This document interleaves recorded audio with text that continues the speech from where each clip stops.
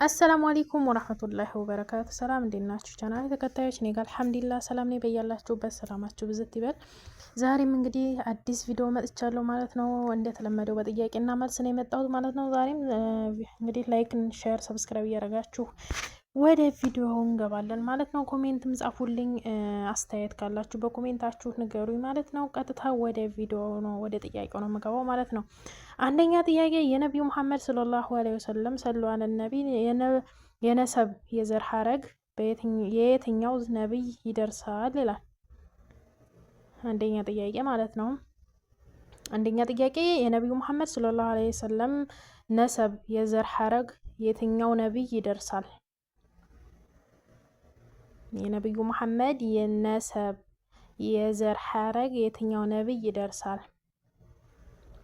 መልሱ ነቢዩ ኢስማኤል አለይሂ ሰላም ይደርሳል። እሺ ሁለተኛ ጥያቄ የቁርአን ሱራ አልሙልክ ስንት አንቀጾች አሉት? የቁርአን ሱራ አልሙልክ ስንት አንቀጾች አሉት? አልሙልክ ስንት አንቀጾች አሉት? መልሱ 30 አንቀጾች አሉት ማለት ነው። 30 አንቀጾች አሉት። እሺ ሶስተኛ በቁርአን ውስጥ ከሊሉላህ ወይም የአላህ ወዳጅ ተብሎ የተጠራው ነቢይ ማን ነው? በቁርአን ውስጥ ከሊሉላህ ወይም የአላህ ወዳጅ ተብሎ የተጠራው ነቢይ ማን ነው? መልሱ ነቢዩ ኢብራሂም አለይሂ ሰላም። መልሱ ነቢዩ ኢብራሂም አለይሂ ሰላም ነው ማለት ነው።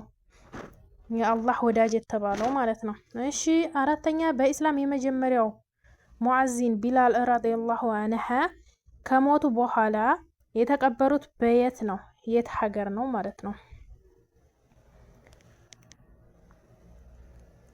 በኢስላም የመጀመሪያው ሙዓዚን ቢላል አልሐበሺ ረዲየላሁ ዐንሁ ከሞቱ በኋላ በየትኛው አገር ተቀበሩ?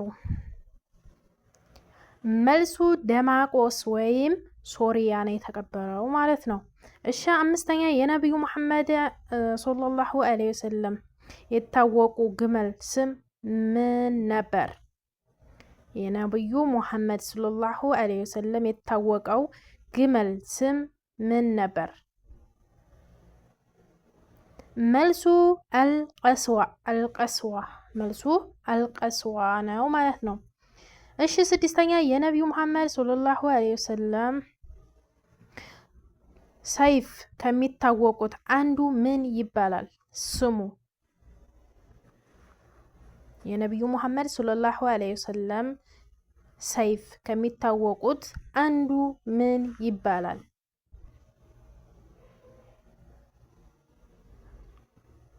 መልሱ ማዕሱር ይባላል ማለት ነው። ሰባተኛ እሺ ሱረቱል ዩሱፍ በዋናነት ስለማን ታሪክ ይናገራል ወይም ያወሳል? ሱረቱል ዩሱፍ በዋናነት ስለማን ታሪክ ይናገራል ወይም ያወሳል?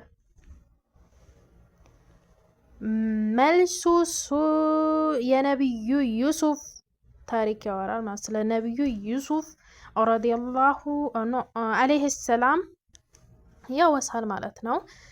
እሺ ስምንተኛ በቁርአን ውስጥ የተጠቀሰው ዙል ቀርነይን ማን ነው?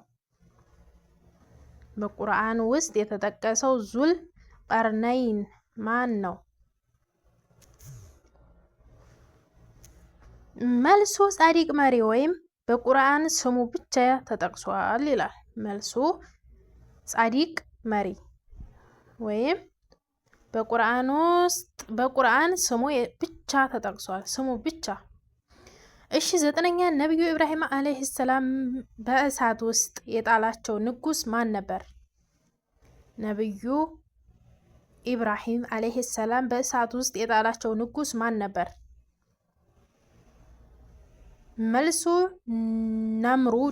ነምሩድ ነበረ፣ እሳት ውስጥ እንዲጣሉ ያዘዘው ንጉስ ማለት ነው። እሺ አስረኛ የነቢዩ መሐመድ ሰለላሁ ዐለይሂ ወሰለም የጦር ባንዲራ ዋና ቀለም ምን ነበር?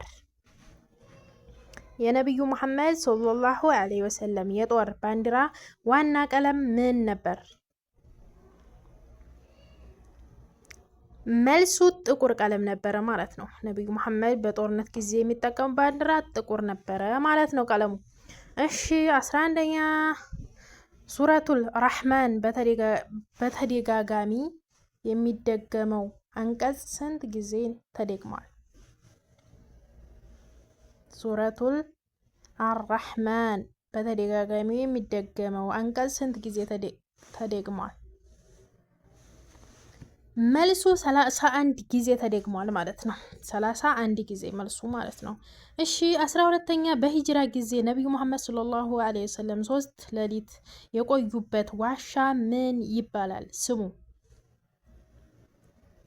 12ኛ ጥያቄ በሂጅራ ጊዜ ነቢዩ መሐመድ ሰለላሁ ዐለይሂ ወሰለም 3 ሌሊት የቆዩበት ዋሻ ስም ምን ይባላል? መልሱ ጋር ሰውር ይባላል። ጋር ሰውር። እሺ 13ኛ የመጀመሪያው ሐዲስ መጽሐፍ ሰሒህ በሚል የታወቀው ማን ነው? የመጀመሪያው ሐዲስ የሐዲስ መጽሐፍ ሰሒህ በመባል የታወቀው ማን ነው?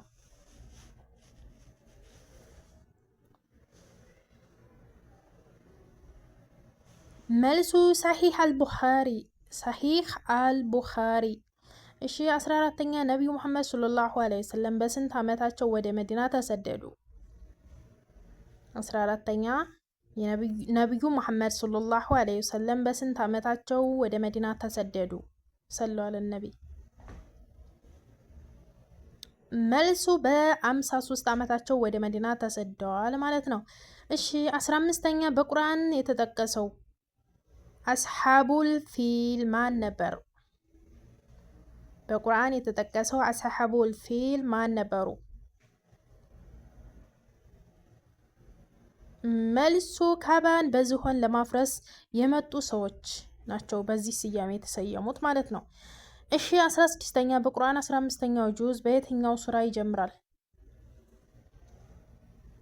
የቁርአን 15ኛው ጁዝ በየትኛው ሱራ ይጀምራል?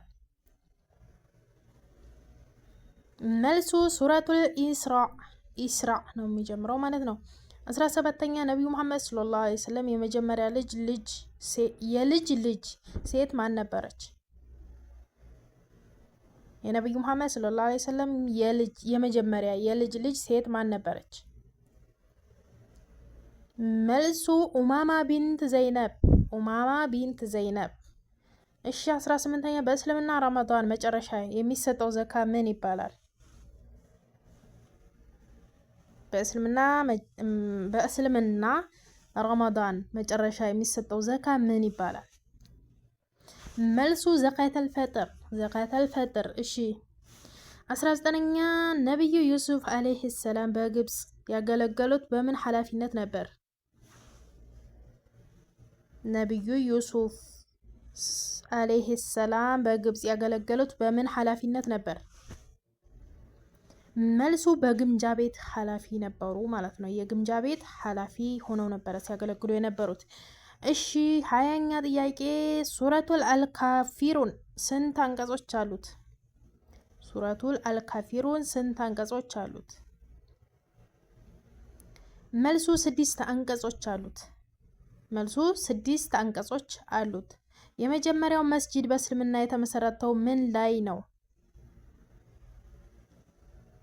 የመጀመሪያው መስጂድ በእስልምና የተመሰረተው በምን ላይ ነው? መልሱ በተቅዋ ላይ ነው የተመሰረተው፣ በተቅዋ ነው ማለት ነው። እሺ 22ኛ ነቢዩ ያህያ አለይሂ ሰላም የማን ልጅ ነበሩ? ነቢዩ ያህያ አለይሂ ሰላም የማን ልጅ ነበሩ? መልሱ የዘከሪያ አለይሂ ሰላም ልጅ ነበሩ ማለት ነው። የዘከሪያ አለይሂ ሰላም ልጅ ነበሩ። እሺ 23ኛ በቁርአን ውስጥ የተጠቀሰው ሲድራቱል ሙንተሃ ምንድን ነው? ሲድራቱል ሙንተሃ በቁርአን ውስጥ የተጠቀሰው ሲድረቱል ሙንተሃ ምንድነው? መልሱ ሰባተኛ ሰማይ የሚገኝ ዛፍ፣ ሰባተኛ ሰማይ የሚገኝ ዛፍ ነው ማለት ነው። እሺ ቀጣይ 24ኛ ጥያቄ ነብዩ መሐመድ ሰለላሁ ዐለይሂ ወሰለም የልጅ ልጅ ሁሴን ረዲየላሁ ዐንሃ አባት ማን ነበሩ? የነብዩ መሐመድ ሰለላሁ ዐለይሂ ወሰለም የልጅ ልጅ ሁሴን ረዲየላሁ ዐንሃ አባት ማን ነበሩ? መልሱ አሊ ኢብን አቡ ጣሊብ ረዲየላሁ ዐንሃ ነበሩ አባታቸው ማለት ነው። እሺ 25ኛ በቁርአን ውስጥ የተጠቀሰው በይቱል ማዕሙር ምንድነው? በይቱል ማዕሙር ምንድነው? መልሱ በሰማይ የሚገኝ የአምልኮ ቤት፣ በሰማይ ላይ የሚገኝ የአምልኮ ቤት ነው ማለት ነው መልሱ። እሺ የነብዩ 26ኛ የነብዩ መሐመድ ሰለላሁ ዐለይሂ ወሰለም የነብዩ መሐመድ ሰለላሁ ዐለይሂ ወሰለም መጨረሻ የሰገዱት ሐጅ በየትኛው ዓመት ነው?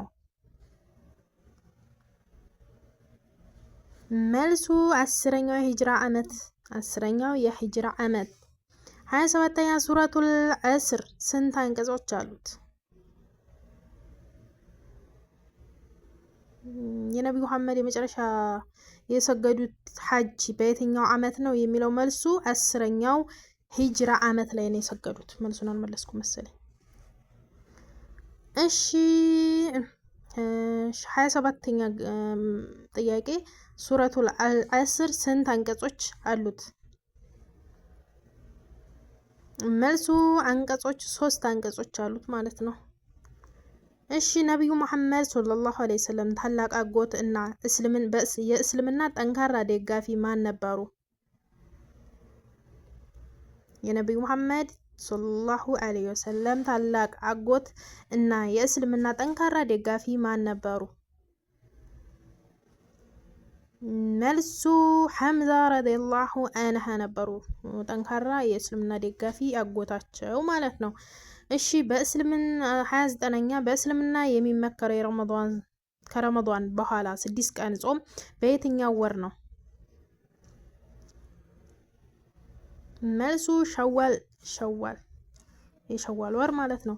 እሺ 30ኛ የቁርአን 114ኛ ሱራዎች መካኒና ወይም መደኒ ተብለው የሚከፈሉት በምን መሰረት ነው?